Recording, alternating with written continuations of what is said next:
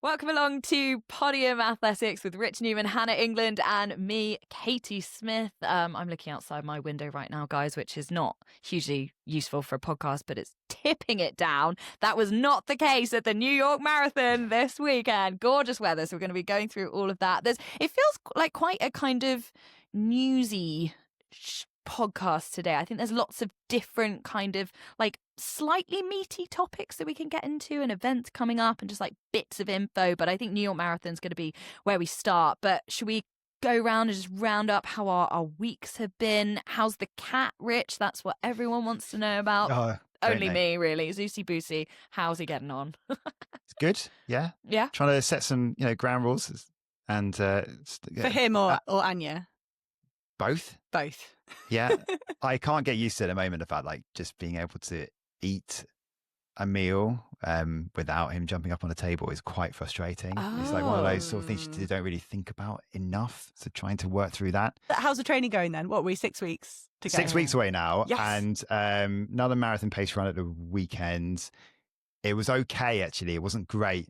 Done a session this morning, but 6 weeks. So I guess 4.5 weeks of work left. Are you doing any more races? Got any more races in the build or just training? No, I was tempted to do a 10K in a couple of weeks' time. But Jem, my wife's doing it instead. So I'm on childcare deep duty for that.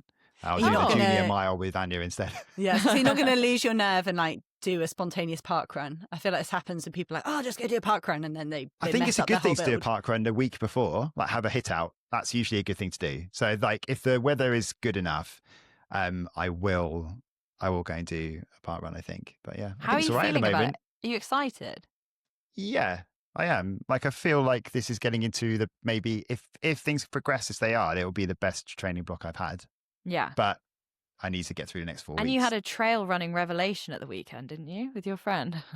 Trail running revolution. Well, didn't he trails. basically told you to go and do it? Yeah, I need to do some more trails. Yeah, I mean, I'm very lucky where I live. I live on the seafront, so I can do some sort of flat stuff. But obviously, usually with the wind, which was a bit of a nightmare on my long run this week. But the South Downs, rolling hills, like right behind me, literally right behind my house. And I've got a bit of PTSD because I broke my leg on there once on a run, and so I kind of avoid it. And I just always look at... I didn't know that. God, that's horrible. Yes. How did you do that? What, like on a run? Yeah, I was on a run. Yeah, I was running down a hill, and it's just a rabbit hole, and then it was so steep I couldn't stop myself from running, so I had to keep on running all the way down till I hit the bottom. Otherwise, the only other way I could have done it, I guess, is break your collarbone as well. Throw myself off. Yeah, commando roll into it. Yeah, so I didn't do that, and then I was also the worst thing about it was I was on this loop. It was like a 12-mile loop, and I was 6 miles in, like literally halfway. So I had to go 6 miles back or 6 miles back the other way. So I just had to, and I didn't know what I'd done, so I carried on sort of running. Oh, yikes! So that was that's the PTSD I've got on trials. So I tend to avoid it. No trails before Malaga. Then you're not no trails before Malaga, but I should be getting some more in. I think there's other phrases about Malaga, aren't they? That are probably a bit cooler than no trails before Malaga. But probably we'll think about one before next week. How about people you guys? Go to Malaga for things. I don't really care about Hannah's week anymore. There's this look at all these revelations. Much quieter. It was only me that got sick this week, not the dog or the kid. Hey. So we're all hopefully out the other side of seasonal nursery sickness. That the plague has come and gone, and we could it's only up from here. That's my hope. Katie? And I went for such a good roast dinner last night, and it's really stuck with me. It was so good. You went out for it or cooked it? Yeah, I made one at the start of the week and finished the week by going out for one, and I can say one was infinitely better. I paid a lot more for it. But it was just hit the spot. 2 roast a week. Yeah. Wow, I okay. would It's not Christmas recommend... yet, Katie. No, I know, but I think I'm in training for Christmas in the same way you're in training for the marathon. Yeah, so, good idea. You know what? We all have our Everests, and I found mine, and it's built like a roast potato. And this week, we've got to up it this week to a three week. That's it. So it's kind of like, where do I take it next? Am I making the stuffing now and the cauliflower cheese? Is it necessary? I'm trying to like work out what goes with what. Yes. Yeah. Just make sure you don't build too quickly. I know. That's the recommendation. Just a couple of % every week.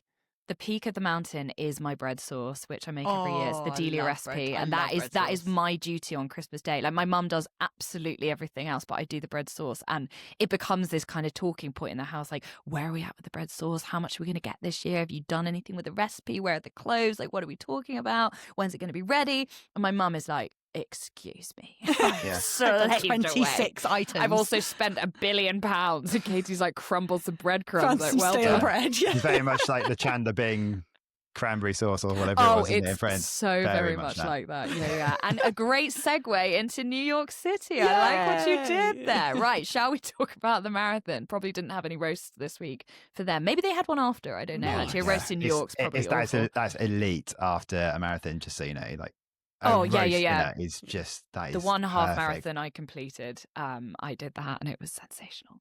Yeah. But should we start with the men's race because the finish was unbelievable. 2 men at the tape, with Kipruto just pipping Matiso on the line. Both guys had their arms up in the air to kind of break the tape. And I don't know, Rich, do you want to kind of talk us through the latter stages? But it was a proper sprint. But at one point, it looked like Kipruto didn't necessarily know he was there, and then he was right in his eyeliner. I found it quite funny. He ran that final, that final bend you have at New York, like straight into the finish line, and he kept looking over the wrong shoulder. And I just wanted to be like, man on, turn around, he's there. Man on, yeah. I think it's generally one of those things that if you're in the closing stages of a race. And no matter how far you are ahead of your nearest competitor, if you're starting to look behind, it's usually a sign that you are starting to struggle. Mm-hmm. Matiso was never going away, but Kipruto always looked in control of it to me. Like he looked like he could hold him off. But you could see Matiso waiting because he didn't look like he was. It's not like in the women's race where we'll come to it in a minute where Obiri went and Katie just couldn't go. This time you could see that Kipruto was sort of going through the gears a little bit. Matiso was just hanging on and he was waiting. Mm-hmm. And he waited almost perfectly because then he was really putting Kipruto under pressure. In fact, it's a fantastic finish. Matiso then, you could say he went a second too late, Well, it's so funny because we were saying at the World Champs sort of having the sprint finishes, the pair of sprint finishes in the men's and the women's races. And you kind of think, do you have to start tapping into that? When exactly do I go? Because I agree with you, Rich. I think Matiso had the momentum and he nearly got past Kipruto. I think Kipruto nearly gave it away with maybe an early celebration. But I read one thing that Matiso's agent asked to see the photo finish. He went and had a look at it and he was satisfied that Kipruto did get it ahead of Matiso. But it's one of the things, isn't it? When someone has the momentum and they're coming through, you question the call, if you like, and then also you wonder, should you have gone 5 meters, 10 meters earlier? If you run track races, you learn that throughout the season, but a marathon, like you don't expect to need that. Well, and on that, now that we're seeing this kind of theme of trend, these like photo finishes in marathons, is it going to change how they train or how they have to think about particularly those final few kilometers and tactically how you're going to approach that? Does it change anything, do you think? I don't know, if you've got so much to work. It's like a heptathlete or a decathlete, isn't it? When you say for a decathlete, get better at your 1500, or I do. And then you kind of say, well, actually, there's only so many hours in the week, isn't there? I think you can't, these guys can't start running, 80 meter flat out sprints at the end of everything. It's just one of those things. And I think, but Kipruto's got all the pedigree. I did pick him as the winner, didn't I? You did pick him, yeah. I was going to ask, I can't remember which way you went now because we forced Rich into a... Well, I went Matiso. So in the end, it was, we could both say we're pretty close on that. I mean, but Hannah... only one of us was right, though. I'm not sure if it's right, but I think Kipruto is the first man to win all 3 American major marathons, I think. Well, and the thing I said was that he hasn't won a world marathon major for a while. And it was 18 months since he'd won. And that was the thing. I kind of felt like he might have that kind of hunger or that calmness to kind of do the build with one big focus and have the confidence in it. I don't know. I think I was expecting it and just. It's interesting what you're saying though, Katie. I think in terms of the question about whether you can have to sort of train a little bit differently. I guess these races are like, Boston and New York. They don't have pacemakers, so they are like championship races. And I just think the depth at the moment is so good in both the men's and the women's sides that we're going to, in those races, a lot of the time we are going to have these kinds of finishes, and we've seen it quite a lot especially on the women's side recently. And I don't know, I think there's not a lot separating a lot of those athletes that want to actually take on these races, and we're seeing some of the guys that are going for the faster stuff. So someone like Sebastian Sawe, for example, is the best example right now. He's quite clearly trying to chase down that world record on the men's side. And on the women's side, I think we're seeing, the world record debate with, Ruth Chepngetich is kind of like maybe increased the want to get into these sort of more championship style races, I think, because they're more interesting for the women's side, right? We're not going for like a world record anymore because it's practically impossible to do it without cheating. So go for these races that are going to be real like burn-ups at the end. But on this New York and on this style of sprint finishes and men's marathon, it's only a little bit long. We can't call it a trend yet. But the 65-20 or so through the first half. I know it's not the fastest course, but do you think there's an element over the men's race? There's so many men now that can run 2-3. Previously, if you were a 2-3 man in a world marathon major, you kind of say, I've got an advantage here. My ceiling is higher than everyone else's. And suddenly there's 5 or 6 of you. Do you think that's going to bring a more tactical race? If you're not on a course that's going to yield a 2-1, do you think everyone's going to take their foot off the gas now? And it could be more tactical because it's not in your interest to try and break everyone because everyone's as good as you. Whereas previously, like I say, you'd have one outlier that maybe could try and drop everyone.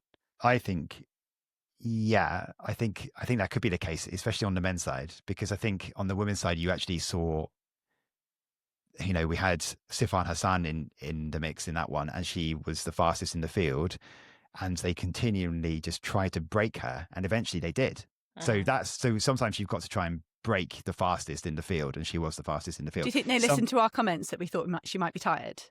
And they thought, we'll come back to the women's side in a minute. In our notes. Yeah, we'll come back to that in a minute. But on the men's side, the group was huge for ages, and they did exactly the right thing. Like sometimes we've criticised the race broadcast directors about what they're focusing on, and there have been some bad examples this year.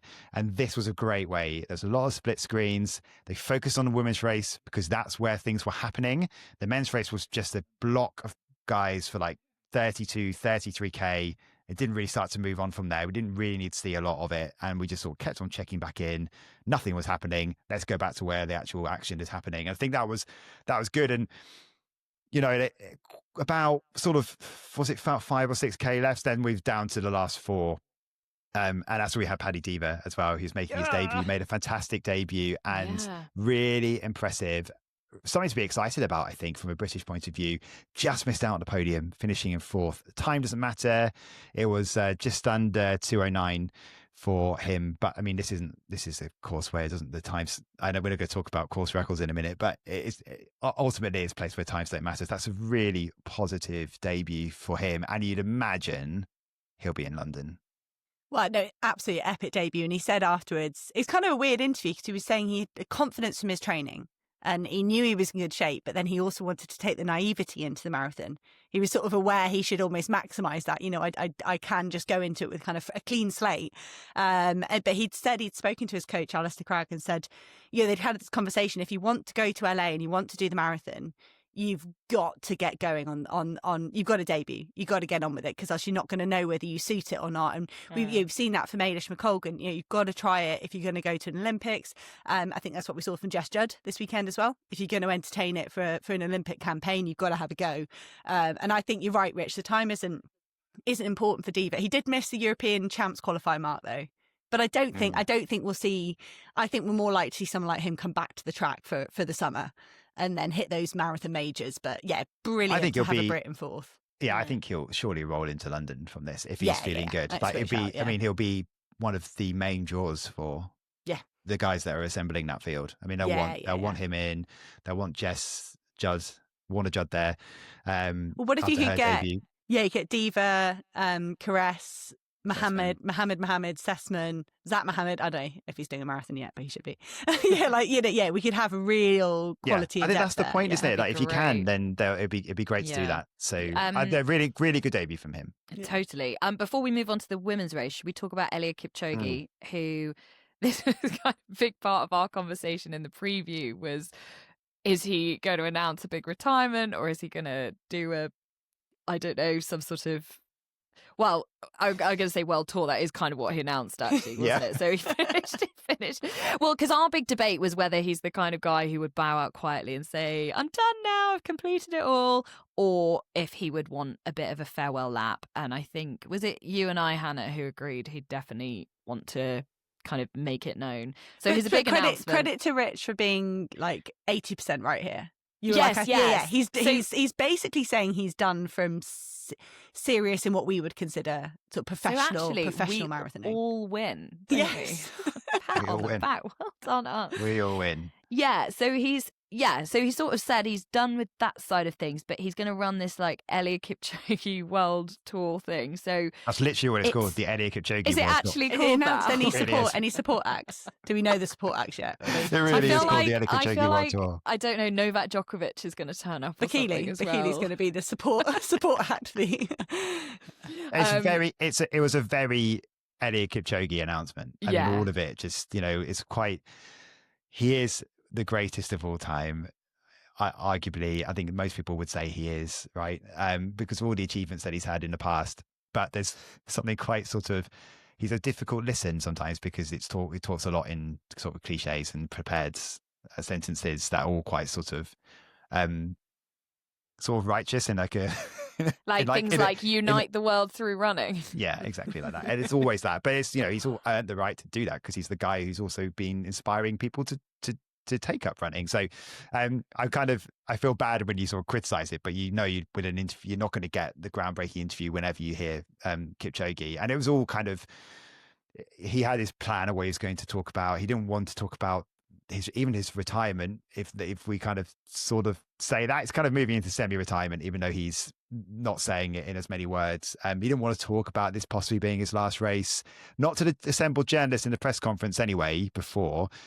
But there were some quotes basically that came out on Olympics.com. So he gave an interview to someone saying, this is like my last major. And then in the presser, he was asked, is this your last major? And he kind of didn't deny it, but he didn't want to go down that route. Mm-hmm. And he was asked a lot of questions about, you're not very good anymore, basically. Brutal. And like where, the times you're not producing the times and performances anymore. And he was obviously not happy about that, I think. And so it kind of shut down, and he talked about what he might do next and his legacy, because it was more sort of you know this, Katie, that you go to, I do these football press conferences all the time. You ask the question in the wrong place, and journalists that are not less experienced might do this. You've ruined the rest of the press conference, and that's kind of what happened with that interview with Kipchoge, really. But did you see his snazzy T-shirt?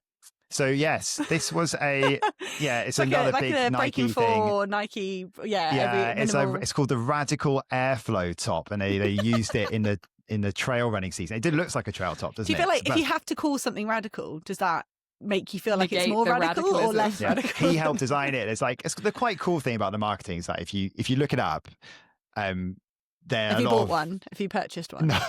Is it on your Christmas list? For your trail running? It looks like someone's had a moth's had a really good go at it. And then the dogs come in and finish the job. But there's if you search out the Nike Eliud Kipchoge New York top, there is a press release where there's lots of pictures of Kipchoge who's done drawings and annotations, and he's sort of helped to design and tweak this top. I mean, it's a good marketing campaign, isn't it? He'll be forever associated with Nike, and he'll forever be someone who'll be able to sell them a lot of products, I'm sure. No, and this is okay. Shifting the focus. Absolutely okay. His passion. He's been saying for a long time. His passion is inspiring through running, and then it's almost removing those blurred lines now and saying that I'm all in on inspiring through my running. And you know what we were saying about Bekele and Kipchoge's age last year and last week, and there's all this speculation about what's their real age. Are they way older? Because a lot of the Kenyan juniors, when they turn up and do their first competition back when they were juniors, they just give them the birth date. They do it almost like novices in rowing. Like you've turned up to your first race, so you're a junior for 3 years, and you run as a junior, and no one's quite confident. I don't know. Maybe they're young enough that that's not a factor, but that definitely used to be sort of a factor that. Yeah, not weighing into that one. But imagine it could be older. It could be even older. I think you're right about that whole blurred lines thing, because even when we're previewing it last week, and we just couldn't quite work out if we were kind of talking about him or them seriously. And now at least you know if he's lining up, it's like really good for the marathon. It's great for crowds. And, you know, there are still lots of people that would like to turn up to a roadside and watch a marathon, but like realistically, they're not going to recognize many of the field, but they know who Eliud Kipchoge is. And I still think he deserves a platform to be celebrated. I think he's, you know, it sounds so cliche, but he's inspired so many people, and his ability to dream so big, I think, was so awesome for the sport. And maybe we should just make the point to this world tour, I think essentially is like 7 marathons over 7 different continents, right? So we don't really know details yet, but it's something about Antarctica has been spoken about. That's the thing he had said before. He said, I maybe Antarctica. So he's really keen on doing that. Should we organise a trip there? Yeah. You're absolutely right, Katie. He's earned that chance now to really, you know, utilize this sort of legacy that he's created, and he needs to be celebrated. I think my prediction is that he'll do Antarctica, and then the Africa leg will be Cape Town when it gets marathon major status, and the Asia leg will be Shanghai when it gets major status. But imagine if he did do like Nairobi or something like that. It'd be great. They just shut the whole place down. Yeah, we'd love to see. You want to see him do it in Kenya, and he'll surely do one anyway. At some point. True. Mm-hmm. Right, women's race won by another Kenyan, Hellen. she's not called Kellen. She's called Hellen. She's from Kenya. Hellen Obiri. Massive course record as well, 2:19:51.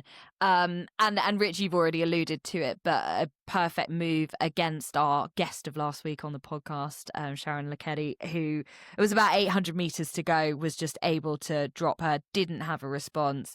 And who predicted Hellen Obiri last week? I can't remember. I feel like we only made Rich do predictions. Yes, and I think when we really pushed him, he did go. He went the top. I think you got the right. You top said 3. Hellen, didn't you? Yeah, you said Obiri, Lekedi, Kipchoge is your top 3. I don't think I did. I think I put Hassan third. Oh, maybe I was the one that was arguing no Hassan. I can't remember. I honestly can't remember. I should have gone back and looked at it. Yeah. But we were right. But we were right about Hassan being a little bit tired. Yeah, I don't know what it was. It was a quick race. I think if it had been somewhere near the old course record, then maybe Hassan would have been. And that was your argument. You said it's not pace made. She might be okay. Some quotes from her from Hassan. She said, "This is the first marathon where I haven't been doing so well. I really thought I'd injured myself. My thighs, honestly, I could barely lift my knees. I couldn't do any hills. Sorry." And then she talked obviously about feeling like recovery since Sydney, which was 31st of August, just hasn't been as easy as she's found in previous marathons. Yeah, I mean, she quite obviously a couple of times. So basically the story of the race was that Obiri, Lekedi and Kipchoge all worked as a 3 to try and break Sifan Hassan. Fiona O'Keefe was also in the mix here for a long time, and she finished 4th as an incredible performance from the American. But the story was quite obviously, how do we make sure that Hassan has broken down earlier in the race? And every time for about 32k, Hassan looked like she was gone and came back again. And all you think about is, here we go again. Well, and remember with London when she won, and it was you just can't. What's the word? Like underestimate her. No, you can't. You can never rule her out. For another athlete, if they're that far gone, you'd say, right, they're gone. But Hassan can always come back. And what she was doing was, it's interesting you say that, Katie, about her quotes, because about not getting on the hills. Every time there was a hill, the uphill, like on a bridge or something like that, she would step right off, and then she would quite quickly the gap would quite quickly increase. As soon as she got to the top of that hill, she would then speed up again, and then she'd put in a real burst of effort. So she was obviously conscious that she didn't have any pop uphill, but she obviously felt like she was okay going down it or on the flatter bits. And she seemed to have this tactic of, I'll just make up some grounds when I need to, and I'll put in a burst of pace. Now that is not the way to run any kind of marathon, because I was going to ask, if you are running a marathon, which you have much more experience in than me, are you trying to kind of keep yourself in a heart zone range that is tolerable, and actually going up at you? If you're trying to say, I need to stay below, I don't know, 170 or whatever, I'm not feeling good today, I can't be mucking around and spiking that heart rate. like you say, the pace might have been erratic, but I wonder if the effort was quite consistent. Well, I don't know, because it felt there was one effort. There was the last time she caught up with them. That felt too quick. She was really putting in a burst. I mean, you're talking about, because even when you catch up with them, they were still going pretty quick. Yeah. Because they were still trying to break Stefan Hassan. So it's not like she could take her foot off the gas properly. She was still having to put in. It's like you doing reps, Hannah, and then like someone's told you to go, like you've done some 800 meter reps, and then you've got to go and do like a 1500, but you could do it all at like same effort, but the pace is different. So it's kind of like. Eventually they broke her, and then it came down to Obiri, Lekedi, and Chip Kirui. Chip Kirui was the first to go, and with about 800 meters to go, Obiri went, and we've seen this so many times before.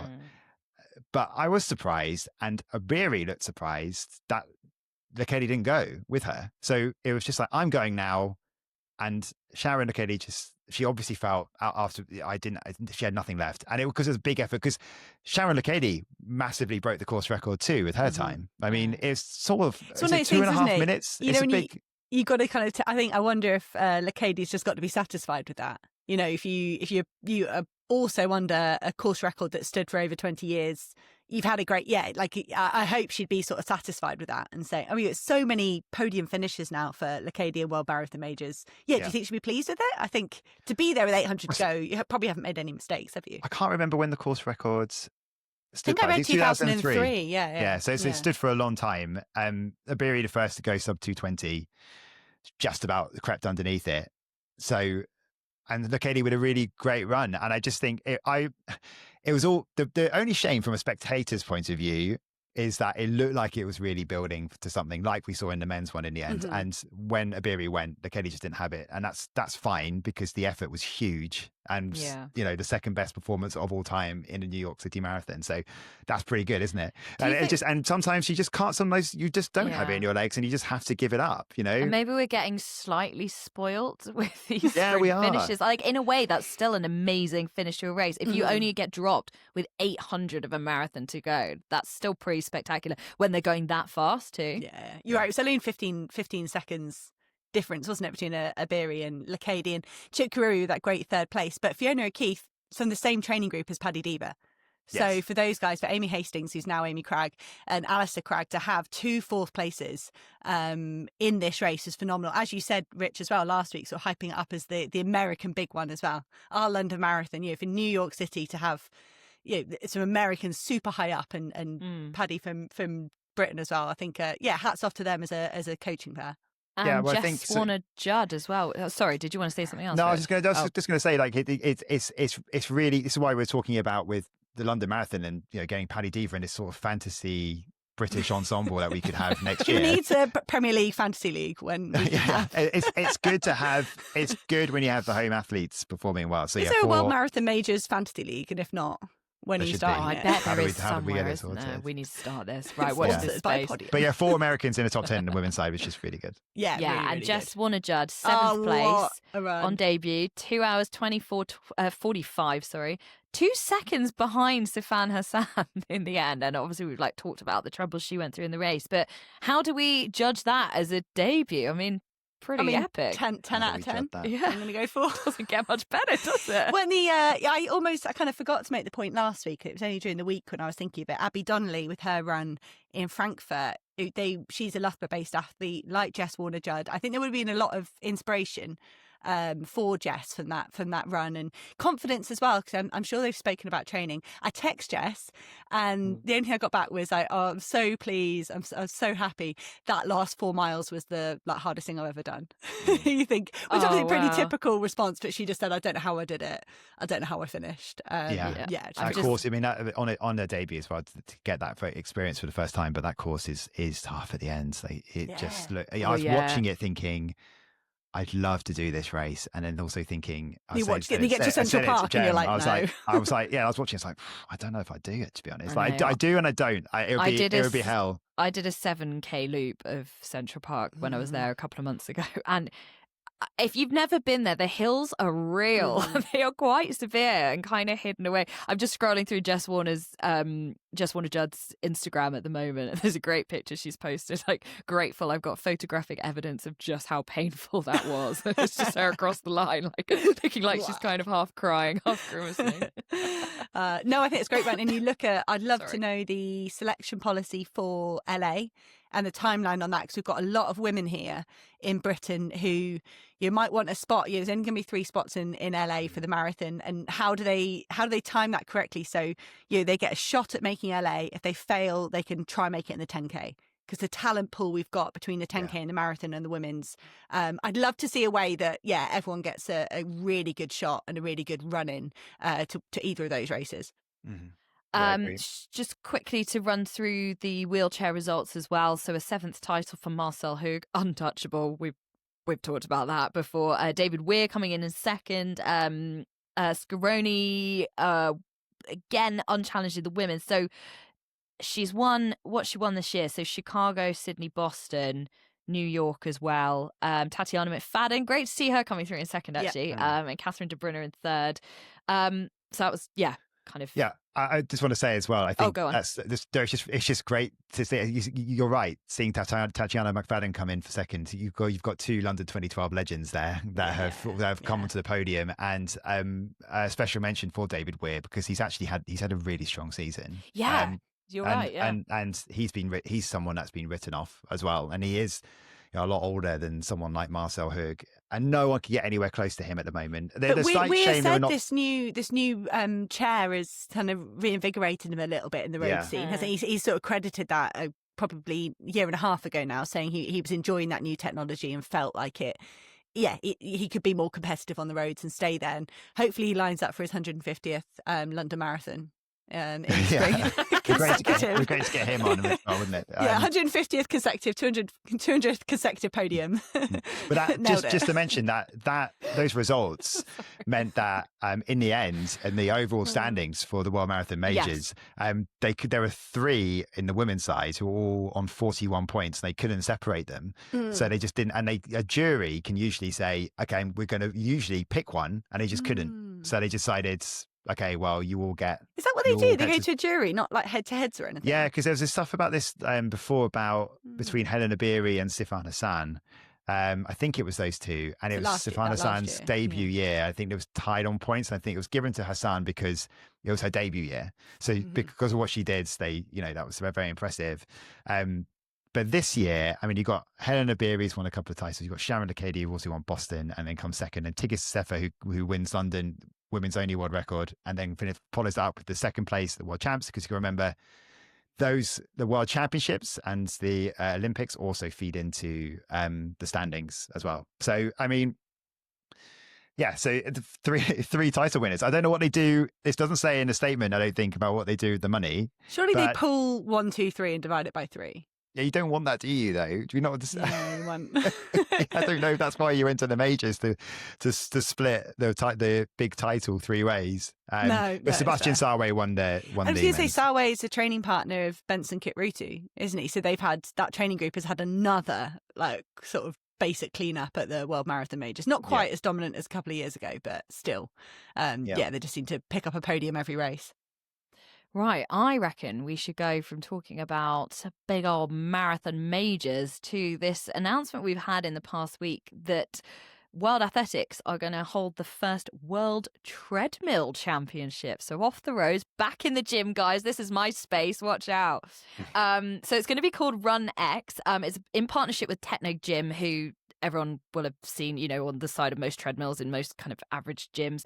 And it's going to be held for the first time next year. So in end of 2026 in, I think they called it a quote, iconic location. And the idea is it's a 5K race on the treadmill. Anyone can take part. You can do it, in your local gym. And you will be in age group categories. I think registration sort of starts in the earlier part of the year, sort of springtime, and then you can essentially qualify to go to the main event.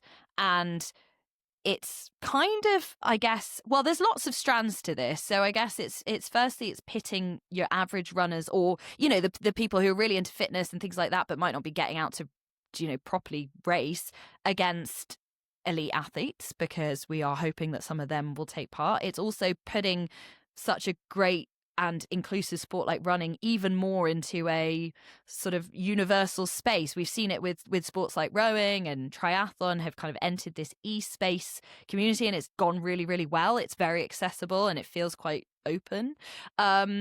And there's going to be lots of money involved as well. So that's also a great incentive. And I think there's also the chance, if your more average fellas do quite well, that they could then be potentially entered into things like the, what was it, World Road Running Championships and things like that. So there'll be wildcards, yeah. Yeah. So what do we think of this as a concept? Yeah, I think it's good that World Athletics are doing something which is it's showing that they're trying to stay relevant when times are moving, because a lot of governing bodies are accused all the time of sort of standing still and not adapting to the times. Some also go the other way, and they go a little bit too fast too quickly. Esports generally, and this is kind of esports adjacent, is how I would sort of describe it, is such a huge thing that, and running is one of the, and on a treadmill is such a common thing that it just makes complete sense just to have a go at it. I don't understand why, but I know people are, I can see Hannah's face. I'm really enjoying Hannah's facial expressions right now. I think you have to have a go at it. I see absolutely no harm in doing it. So yeah, but I mean, and also, because you're right, Katie, about the inclusivity of it as well. And because it's not even just the top performers that go through to this big world finals. It's the top 10 and top 10 male, top 10 female would be at this sort of big final event. But you can become your national champion as well. You're national champion in different age categories too, which I think that's a nice thing. But go on, Hannah, you're absolutely desperate. It's a shame that the podcast can't trying to be balanced here. I mean, the irony you is don't have to be. What's the downside, Hannah? You spoke about people standing, federations standing still. Like, ironically, you are basically going to be standing still if you're running a world champs on treadmill. But what's the downside? What's the downside? All right, for me, running on a treadmill, I've tried to look at the rules, because I think there's some nuances in there about footwear, about having to have in my opinion, at least a 1% incline on it. I think running on a treadmill is basically jumping up and down, letting the ground move under you. And I think I love the inclusivity, the fact it's safe. Women could do it; they don't have to worry about running around in the dark. I just worry we're going to get a whole load of blokes running 13:20. Because they've adapted their running style and their footwear to be phenomenal on a treadmill, and they've never touched the outside. And it is a different skill me. set, because I cover a lot of rowing, and the indoor rowing world champs first came in, I think it was 2018, and it's been really, really popular. It's so easy to broadcast as well. That's the other thing to remember, is it's like a very, and you can do a lot of cool things with it. I remember during COVID when did it start during COVID, when triathlon first did the Super Tri indoor version, and it felt really like a cool space to experiment with how you were going to cover something that could be quite boring. Anyway, that's not the point. With rowing, there are a lot of rowers out there who are like a little Pac-Man screen where you've got them like chasing each other. Yeah. And you can see them chasing. I think they did like kind of virtual on the triathlon one, on the run they did virtual like people on a screen, and they were on the treadmill, but you could see them. Which is obviously really good, like but I don't know whether they're using something like Swift. Sorry, just to finish that point though with the rowing, is that there is obviously a vastly different skill level between being able to make a boat move quickly and often with other people alongside you in that boat, versus just being able to pull and push on this machine incredibly powerfully with technique that would capsize you 9 times out of 10 in a boat. So I think you've got to see it as a different sport. It is not running an 800 at a world championship final level and being crowned a world champion in that sense. But would it not be fascinating to you, Hannah, to see how they would compare next to someone who trains their entire life for this? I think we will get. I think we'll get some. I think we will get some because of the prize money, and there are pros out there that we see a lot of pros training on treadmills to sort of to have a really exact pace and try and hit those exact parameters, whether it be lactate, heart rate, whatever it is. I just think. Yeah. No, loads of them, and I think there's a element for this. A couple of things. It's like that. I am worried about that comparison suddenly that someone's going to turn out a low 13 minutes on a treadmill that they would never be able to do out on a track. And also, I think you're taking away some of the essence of racing. You know, we talk about how we find all these pace-made races and all this obsession with time on the track can be boring, and you want to have a pure race. You want to have people actually having to have tactics and this, that, and the other. So I think to strip it down to just how fast can you run on your own on a treadmill, again, and I think you're right, I need to see it as a different sport, but I see that as kind of ruining some of the nuances of athletics. And yeah, like, and don't get me wrong, it's cool. I think it would be popular and it's great for getting people moving. But yeah, there's I'm struggling to kind of get super excited about it. I'm also intrigued to see what different types of bodies you would get doing it. You know, literally, would it be all the, because, you know, you watch a 1500 on the track and they all look sort of roughly the same, don't they? A body composition. And that's where the 1500 in the decathlon's always highly amusing because it's just like, who's this rugby player up against like this tiny little scrawny, you know, marathon runner? And I just wonder, does it open up opportunities to people that couldn't race in a proper 800 meters because they aren't built for that, but they can lay down a proper fast time? And, you know, tactically, does it make it different? Like, how do you pace it? Do you have to try and keep the pace the same way the whole time on the treadmill? Are you going to negative split and try and run it that way? I think that's kind of interesting.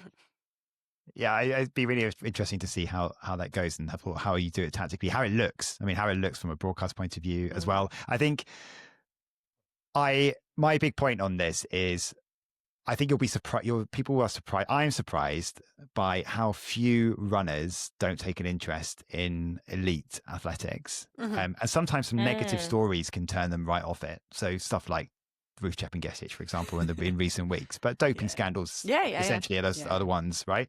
And I think anything to try and make this sport more relatable and bring more people in to be more interested, to compete, to watch, to be involved, to see the best of the best compete.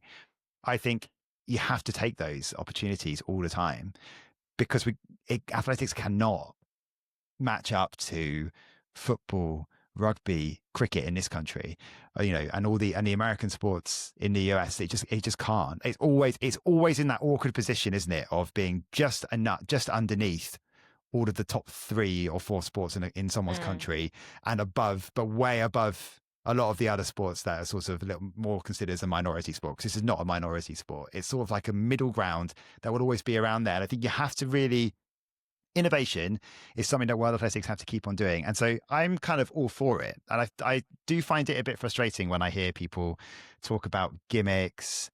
You know, what's the point of trying something new?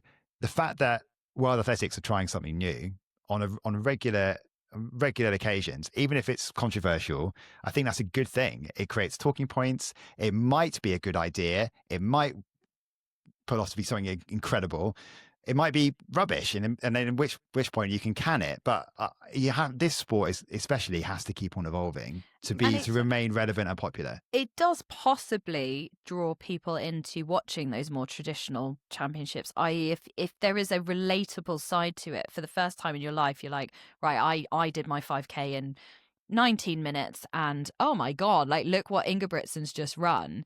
And then you're like, I am actually going to tune in because that makes so much more sense to me. I completely agree with this, Katie. I think this is where I think we disagree with Hannah on this one, right? Because Hannah, when we did our alternative awards, Hannah decided she'd scrap the 5K from if she could. So now it's she knew what was coming.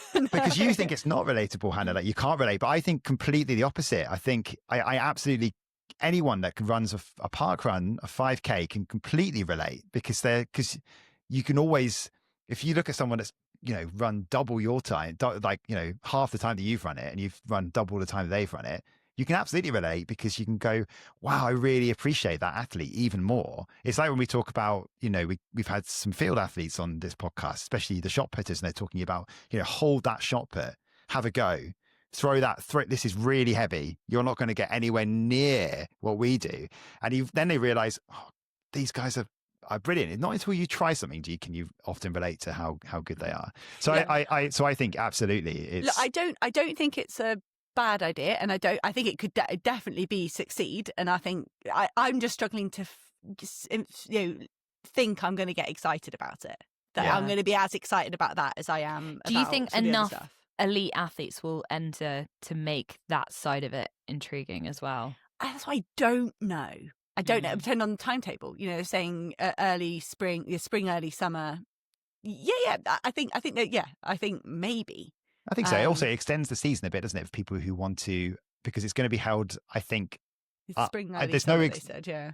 December-ish, yeah, right at No, the end of the year. spring, early summer. So start. No, what are we but talking a- No, May? that's But for world registration. I yeah, think. the Sorry, world yeah, you're right. final is right at the end of the year, so we're talking maybe sort of in November, December. So people Well, it who would make maybe sense rolled to off make for it a a marathon. winter thing, wouldn't it? If Yeah. it's inside. Mhm, Exactly, yeah. Yeah. I don't know. I think Jimmy Gressier was part of the launch, wasn't he? Maybe Yeah. we'll see That's him what I'd there. be curious to see. Yeah, Gaia Sabatini, Jimmy Gressier, Yemeni Berhan Cripper. Like, are they? Yeah, but yeah. I like I said, I'm. It's like I'm not like. I'm just struggling to see whether I'll be excited about it, Yeah. and I might be that's wrong. fair. But like, yeah. Right, so that was one topic we're covering with World Athletics today. We're covering another one now, which you might have seen in the news this week, and it's pretty hefty and pretty hard for World Shocking. Athletics. Yeah. It's shocking. Yeah, that's the perfect word for it. So to in a nutshell, and you can go and read more about this. It's been written up on the BBC Sport website, but in other places as well. It's about corporate theft inside World Athletics. So some insiders believed to have stolen around about $1.75 million, which actually I've not done the conversion over to pounds, but I mean we can A lot. kind of work that out. It's a lot of money. Being done over a period of several years, and the federation basically discovered it because they had a new New audit process. Basically. Yes, yeah, they basically brought in new people, and it was kind of, there were discrepancies, and they finally figured this out. So they're going to be pursuing criminal cases and launching, quote, a set of enhanced internal financial controls, and the statement says it's focusing over 2 former employees and a contracted consultant, and potentially looking at this issue of fake or doctored invoices. I think maybe we've said it's shocking, and we don't know a huge amount more than that in terms of what's actually happened. I think what's been quite interesting has been Seb Coe's comments off the back of it in terms of how World Athletics have decided to share this, be quite transparent, but also talk about why they are taking the measures they're doing. So this is from Seb Coe. He said, we're determined to recover whatever monies we are able to, using the full force of the law to do this. Too many organisations brush incidents like this under the carpet, terminating employment with limited information, which allows perpetrators to continue their scams and thefts within new organisations. We are not that type of organisation. We've built a strong reputation for good governance, transparency, and for defending what is right, even if it's sometimes a little uncomfortable. This is uncomfortable, but it's important that we do the right thing. So it's a very Seb Coe statement. Obviously, World Athletics have had its own kind of dark history with the controversy around money and all that side of things over the years. And Seb Coe's big thing, hasn't it? It's come in, clean up, and kind of be transparent, I guess. No, yeah. I'd say that is very on brand, isn't it, with his presidency in everything. Whether it be banning Russia, banning Belarus, all these sort of big things that he's done in his presidency. Again, yeah, I'm not surprised he's met it head on like this. And you guys know much more about other big sports federations out there. And I don't know. Yeah, do you think this is really big, or do you think it's kind of on par with other things that have happened in other organisations? Do you think they'd handle it the same? I think you've got to look at how the size of the organizations for a start, because something like 1.75 million US dollars is a lot of money, but for something like FIFA, it's not. Mm-hmm. So I wonder whether we would see this approach from FIFA, UEFA, the IOC, ATP, WTA. I don't think we would. Do you mean in terms of like kind of talking about it, publicly airing your laundry? And most of the time, you hear about these stories, and they've been discovered by an investigative journalist.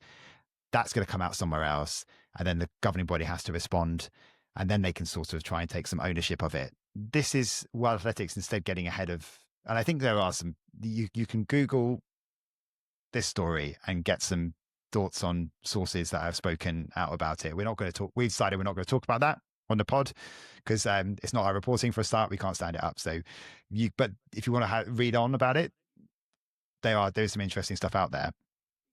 So it looks like the story was starting to get out there. So World Athletics did have to get out in front because someone has been able to get in touch with some people and try and investigate a bit further. But it's having done a lot of these stories, and you're right, the World Athletics issues that in the past, the FIFA issues in the past, UEFA issues in the past, I can't remember really an organization being this bullish and this determined to and this strong. I mean, Co is like this anyway, right? He is very keen to show that this is a completely different organization to what it was in the past. But like I say, if this had happened at the FIFA, for example, they have so much turnover that that's not actually that much money for them. For World Athletics, that is a lot of money. Do you think it's, and also, but you could, do other organisations bury it because it's kind of embarrassing, or like it's just bringing bad It's embarrassing press? though, isn't it? I mean, Co's kind of said that, hasn't he? It's the phrasing. You know, we are uncomfortable. We're uncomfortable. We're being strong. We're building a strong reputation for good governance, transparency, and for defending what is right, even if it is sometimes a little uncomfortable. You know, you can whack that in a thesaurus and change it to embarrassing, can't you? So it is embarrassing. But I think by them kind of wrestling control of the story and putting this out there does negate a bit of that, because they are, you know, in some ways, like, World Athletics are the victims here, aren't they? And Seb Coe's saying, like, this has happened. We're not happy about it. We are going to do the right thing and we're going to pursue every avenue and, you know, conduct these criminal charges, and therefore have distanced themselves from clearly something that has happened inside. And I think by doing that, rather than covering it up, it's very clearly drawing lines and making them probably look better and further away from what's been going on. And they're drawing the fact as well, they've done two new right things. So the audit process generally shows that they're really on top of that side of things. So they almost, this case has almost showcased the fact that they are continuing to do good things inside the organisation. Yeah, they're not resting on their laurels, are they, in terms of tightening every aspect? Yeah. So yeah, it's a one of those. It's a bit of a shocking story. I think we all kind of felt that way, and if you read on further, then it just continues to be quite shocking. But they are trying to recover the money, and that would just be an interesting process going forward as well. I don't even know what the process is for that. Like, yeah, who knows? It's like when you asked me about like how to cheat with drugs, I'm like, I've got no idea. So having never extorted, taken money from an employer, I don't know how you get it back. I love that you offer these things up sometimes. You're like, by the way, I don't actually know how to do criminal damage, but you know, if anyone else does, do get in touch. Do get in touch. Signed, Hannah England, never taken a drug in my life. No, she actually hasn't. I really haven't. Or any money from a company. Just finally, one more topic to just get into, because Rich has to go to the vets, don't you? In about, I think, 13 minutes. So I reckon we've got 3 to 4 minutes to talk about this. The World Athletics Ultimate Champs is happening, when is it? Next year? 13th, is it September? 11th to 13th of September. Yeah, in Budapest. And it's the new event being brought in by World Athletics that I think is, I don't know, maybe trying to sit somewhere between being like the World Champs crossed with the Diamond League finals, and the idea being that it's in a year where there isn't another major championships, and we've got qualifying systems. Sorry, make this sound like it's really boring. Qualification system is confirmed. Well, sorry, I've made a spreadsheet. The thing that is quite exciting for us, as if you're super fans of the sport or commentators, the road to is always like a big thing. When that's live, when there's a road to live, that's when you can see who is qualified and who's sort of in the mix. It's not ready yet. It's up there, but it's not ready. Like, I tried to click through it to see who is in the top 16 or the top 8. It's not like it's starting to get ready, isn't it? Yeah. No, I think you're right. I think, you know, I found some that's okay to me. Yeah, but there was only like 8 people when you need 16 and that sort of stuff. Yeah. But yeah, no, I think road 2. I think you're right. That road 2 tool will be really fun. I think it does add a bit of intrigue to the season for those athletes that aren't kind of focusing on Europeans maybe or Commonwealths. A nice, I do think that Road 2 tour will be really fun. And I love the way that the qualification window runs from the 2nd of September last year to the 1st. It's a nice short window. And we're in a sport that's, to go to those major championships, there's a lot of politics with your nation and getting picked for your nation and jumping through hoops that allow you to get that national vest. And this Ultimate Championships isn't that. You qualify in your own right. And I'm right in saying you wear the best. Yeah, and you can have more than 3 per nation, right? Yes, you can. Yeah, and so then you're looking at, some of the sprint events for the States, and we talked about the women, how many women, would they have 30 women under the qualifying time for Tokyo? We could have 16 American women. Yeah, but I kind of like the fact for 1 year, it's almost kind of in the athlete's control whether they make that. And it's giving them a chance to qualify over the year instead of that sort of cutthroat one-off trials. And so do you think in some ways it could be even more meaningful for some athletes then, that kind of qualification into a championships like that versus one where there could be more at play? I think there'll be a few athletes. We spoke about as big names at the US trials that missed out. Your Josh Hoey's, Yared Naguses. If they have qualified in another way through their ranking, I don't know. I think it's a fun, less stressful way for athletes to try and compete against the very best. And we should also just clarify the qualifying process as well, because I think we're just talking about it just generally. But I mean, if you're an Olympic champion from Paris or a world champion from Tokyo, you're in, basically. And it also does give a little bit more relevance to the Diamond League final again, which is great because we're going to see a big showdown in Brussels. So that's going to be another wild card to get in for just what will be a couple of weeks later, actually. And then the rest of it, we're talking about world rankings. Yeah, which can be complicated. And I think one thing I wanted to say, Budapest World Champs was awesome in 2023. And I feel like I recommend something that you should go and watch as a fan most weeks. But athletics in Budapest, it was just the crowd. There were so many young kids, there were whole families there, multi-generational groups going and enjoying it. So many people travelled from abroad as well. It was the atmosphere in Budapest was sort of a very organic, kind of natural, wild atmosphere. So I'm looking forward to that. We've got mixed 4x100 as well, which is going to be quite intriguing. And I suppose just on the flip side of making that point that it's kind of on the athletes to, it's all on them. If they qualify, then they're in, and there's no like governmental politics and federational politics. But it does maybe mean that we won't see a huge array of nations in the way that you might in a world champs. It might be interesting, wouldn't it, to get that insight? Kind of, what is the most? What event does have the most depth in range of nations? What is it going to be? Is it going to be the men's 15? We talk about an event that's had a different winner for. It's not dominated by any individual or any nation. So it would be quite interesting to sort of see the niches in different events, and then I think you'd have a different sort of following as well. The Africans are going to gravitate towards some of the endurance events anyway.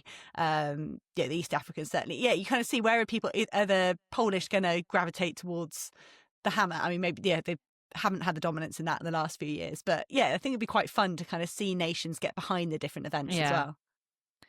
Well, I think that's about it, really. One more thing, actually, I was going to just mention, we did talk about it. We didn't put it on our little document that we like to assemble just to make sure we don't forget what we're talking about. No, the Commonwealth Games, Scotland's selections. They announced first selections, didn't they? But I mean, so this is, who was it? Jake Whiteman's there. Neil Gawley, Megan Keith. Yes, that's right. And you know what? I saw it and I thought, super fun. And then I was like, why isn't Josh Kerr on this? I was like, has Josh Kerr already ruled himself out of the Commonwealth Games? Or does he want to do the 5K? I started getting so curious. Why was Josh Kerr not on this list? And the criteria is you had to be top 10 in the world. So Neil Gawley was 10th in the 15, Megan Keith was 10th in the 5K, Jake obviously second. Yeah, because I was like, well, they can't be finalists because Josh Kerr was in the final. But there was a cut-off, I think, top 10 in the world. Okay. So we still think he's going to run. So he's still in, yeah. And just on Kerr as well, go on his YouTube channel as well, because he's been talking about the, I haven't watched it all through yet, but he's been talking about the sort of process that he was going through in terms of the injury recovery and all that as well. But the cynic in me just says that, they announced that, and then a day or two later, tickets went on sale for the Commonwealth Games. So just I think that's mainly why it was announced at that point. I think there is an element of giving the athletes, especially someone like Megan Keith, if she wants to do a 10K, if you really know that's coming, gives you ability to peak better for it than sort of, she's wondering if she got to go over to America in the spring and prove form. You can relax. Even someone like Jake, is that given the chance to go and have fun with 800s? Maybe even you can try to shape your season knowing that's secured rather than trying to prove yourself over the next few months. So I think you're right. I think the main driver might have been tickets, but there's also it's event promotion, isn't it? Like you can't not do that. Yeah, of but course. Then you think, but if it was purely for promotion, would you not just have selected Laura Muir and Josh? Would you not have just said we can have Olympic medalist? Just sort of gone kind of total big names. Yeah. Well, we'll leave that one with you. Let us know what you think. Thank you so much for listening. I don't know why I always laugh at this point. Who have we got coming up this week, guest-wise? I've forgotten. This week, we'll keep it a surprise because we haven't actually decided. Okay. I was going to say, we always decide live on the recording, don't we? Do it. Well, don't miss it. It's going to be a good one. Whatever it is, it's a good one. Don't worry. We can assure you that. We'll see you next time. Bye.